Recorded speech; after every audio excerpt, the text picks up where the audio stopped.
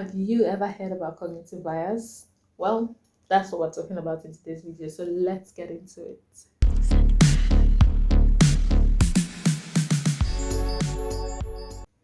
Alright guys, welcome back to my YouTube channel. My name is Sandra, and if you are a new subscriber, you're welcome.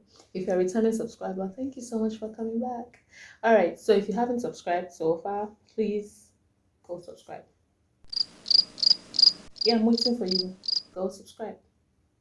Okay, all right, so let's talk about cognitive biases. Cognitive biases are subconscious or unconscious errors in our thinking or thoughts that leads us to misinterpret information around us or in our environment. And these cognitive biases can be caused by a variety of things. Your memory, pressure, emotions, things like that can cause cognitive biases. So let's look at a few of the cognitive biases that there are.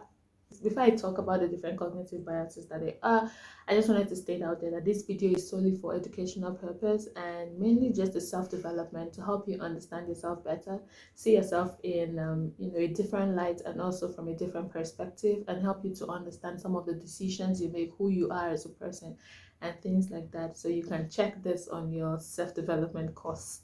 All right, so let's get into it. So I'm going to be talking about four different cognitive biases, and the very first one is going to be the confirmation bias.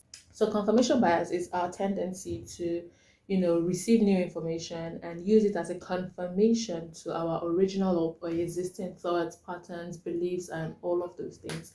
And you see this a lot on social media. So we tend to seek out information that support our own beliefs, our own opinion about something without finding other sources or facts to kind of challenge that thought pattern or that ideology that we already have. So we just stick with what we find on social media that supports us. So I'm sure you're already thinking about it. Do I have confirmation bias? The second one is anchoring bias. So anchoring bias is when we rely so much or too heavily on previously existing information or your very first experience of something to make a decision. So for example, you see a ring cost say 5,000 naira on Instagram, all right, and then you see while scrolling you see another ring that costs 1,500. So you tend to see the second one as cheaper compared to the first one, which then kind of influences your decision on what to buy. So pretty much that's just anchoring bias.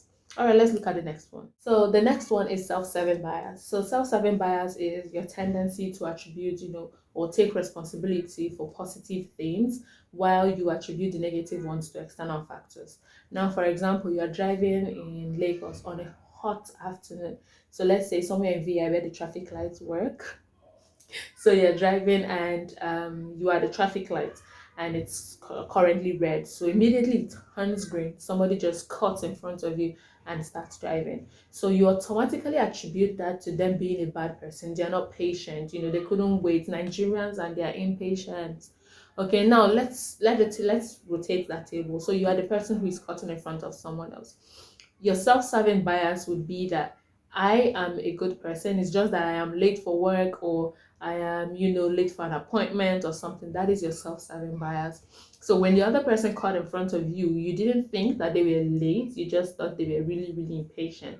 But now that it's your turn, you automatically attribute it to the fact that you're late for a meeting, you're late for work or whatever the case may be. That is self-serving bias. So the last one I'm going to talk about is the availability bias.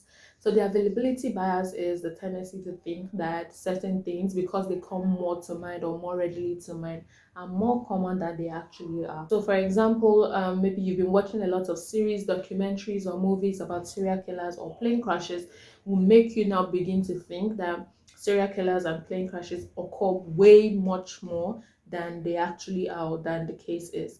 All right, so I will just end it here, and maybe in another video I'll talk more on all of the other cognitive biases that they are. I hope you guys enjoyed this video.